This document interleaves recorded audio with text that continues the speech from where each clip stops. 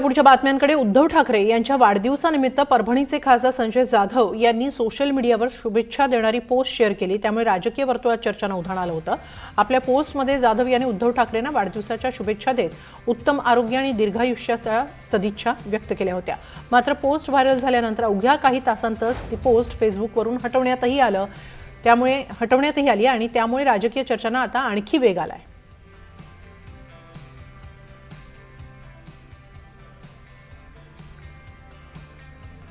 परभणीचे संजय जाधव यांनी सुरुवातीला उद्धव ठाकरे यांच्या वाढदिवसानिमित्त त्यांना शुभेच्छा दिल्या, त्यांना उत्तम आरोग्य आणि दीर्घायुष्य लाभावं अशा सदिच्छा देखील व्यक्त केल्या। मात्र ही पोस्ट व्हायरल होताच त्यांनी तो फोटो हटवून दिला।